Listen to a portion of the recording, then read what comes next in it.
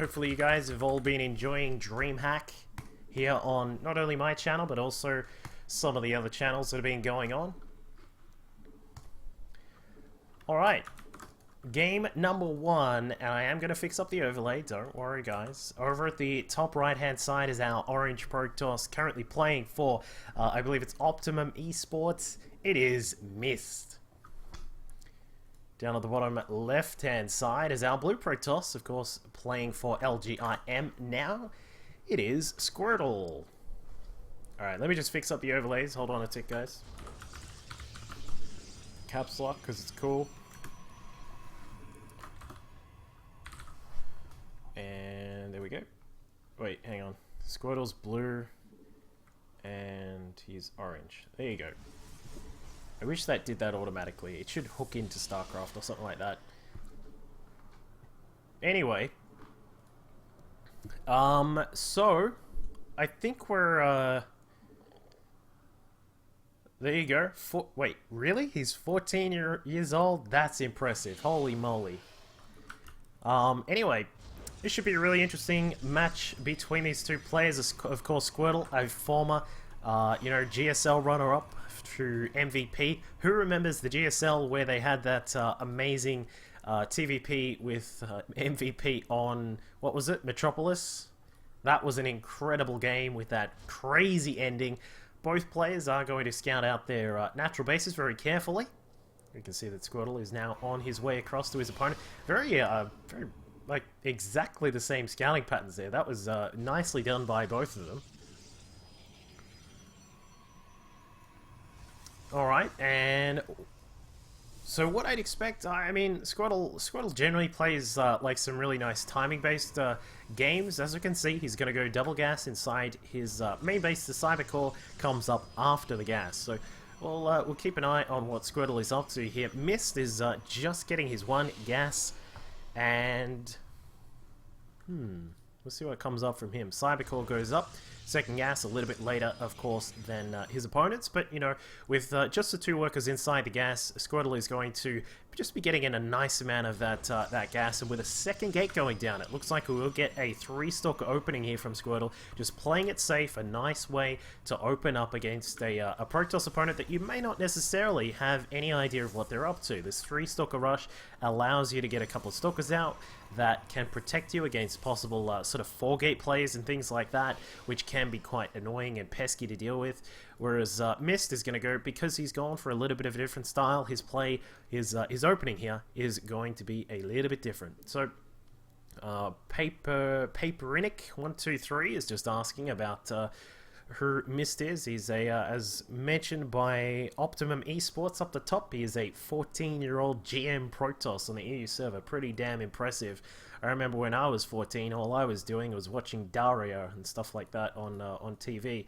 But we could see that Squirtle, a little bit supply blocked here, a little bit unfortunate for the young Protoss here. Squirtle also, isn't he pretty young as well? Like, I know he's not 14, but he's isn't he like only 16 or 17 or something like that? I'm not actually sure. I think he's around about that. We'll get the early Mothership Core coming out of Mist, so he's going to have that nice little protection here. But for Squirtle, his is already coming across. He's about to get that out there. The Mothership Core for Mist is still on the way, but Squirtle's going to come through and he's going to poke away at some of these probes and see what damage he can get done here. Obviously, not a huge amount, given that there is a Stalker that's come across from Mist, and Mist with a couple more Stalkers on the way is going to be prepared for any possible foolery that's going on here. The third gate also going up. Back at home for Squirtle, we've got those two gates over there, a Twilight Council and now a Dark Shrine. We are truly going into a Korean-style PvP here. Squirtle has said, alright, I've seen every single Protoss versus Protoss game in Pro League, and they always do DTs. So that's what Squirtle is going to bring out for us today. Back at home for Mist, he's got a Stargate on the way. So if he opens up with an Oracle, he should be quite okay.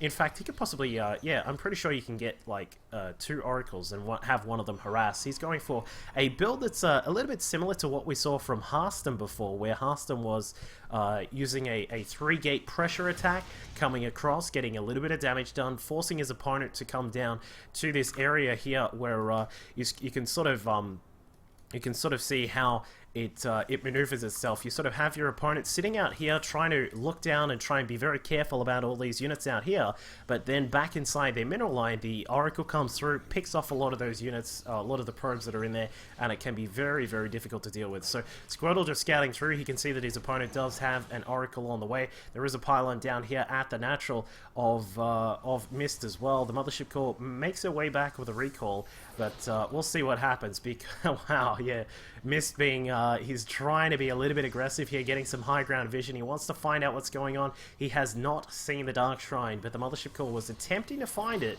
was not able to get across, and the Stalkers are looking to make their way up. One did somehow squeeze its way up through that force field, and Squirtle has to be very careful. I'm sure that Mist will know that something is amiss right now, and in fact, no, he does not have the Oracle back at home. The Oracle is all the way across the map, and Mist is in a little bit of trouble right now. He's going to Chrono Boost out that Oracle as quickly as he can. 2 DTs going to go to work inside here. Mist going to retreat those probes as fast as he can. The Stalkers, he's going to pull them back. I'm not sure how I feel about that just yet. I'd rather he sort of keep the pressure on Squirtle right now. But as we can see, the DT is going to go to work. But, of course, you know, we can see that the Oracle is about to pop out. He'll have that Revelation available, activates that straight away. The DT is actually facing off against probes. That was a little bit of an issue, and I think that's obviously why Mist is bringing the Stalkers back. He does not really have anything inside the main base, and Nexus is getting very, very close to death right now. Just a couple more shots. The DTs, will they be able to kill it off? No, 46 health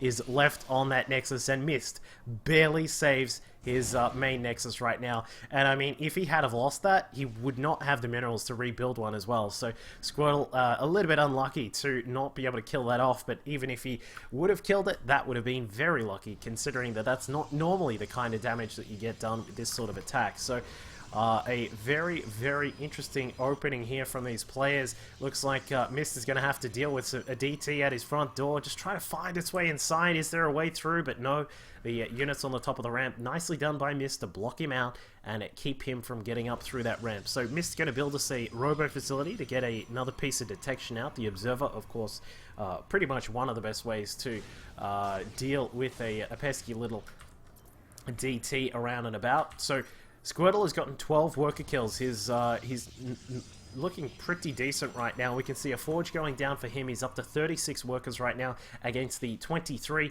of Mist, and Mist is still having to wait for his tech to come out to be able to deal with these DTs on the map. So it is looking a little bit troublesome right now for Mist. If he can get these Oracles across and maybe get some good damage done, he should be able to try and even the score. But the Oracle's finding some Stalkers in the middle of the map. Blink is on, and Squirtle says thank you. Oh, he almost said thank you, I'll take one of those Oracles, but one shot away from getting some damage done. And Squirtle is getting ready for a blink push here. His economy is looking stellar right now. 43 probes are in operation for Squirtle right now. He's got +1 weapons on the way. His blink tech is done. These Stalkers roaming about the map trying to find those Oracles. And Mist says, well, if you're going to move out right now, then I'm going to do the same thing. The Oracle's somehow not caught out, but the Stalkers do eventually find them.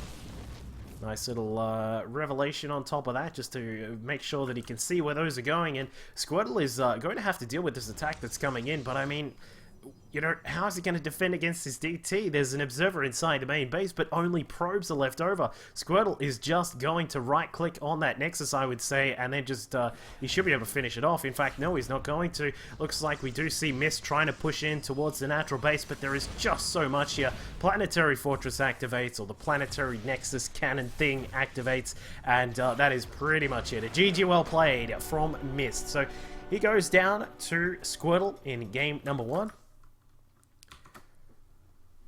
The icon over the Stalkers' heads, Geranil, was the Revelation. That's the skill that lets you see what those units are doing when they're moving and that kind of stuff. But yeah, as we see, game number 1 goes away at Squirtle. It's kind of, as I mentioned, a bit of a popular build in the Kesper Pro League scene that is used quite a lot. If you guys watch a bit of Kesper Pro League, the Shinhan Pro League with the fantastic S&M and Whiplash commentary, you'll obviously see that kind of build a lot in PvP, and sometimes both players will do it. They'll both have DTs, and they'll sort of cross paths and have a really weird sort of situation where both players have got DTs inside their bases and that kind of stuff. It's really weird. But anyway, game number 1 goes the way of Squirtle. Mist gonna have to bring it back in game number 2. We'll go into that one in just a moment. I'll put some music on while we wait.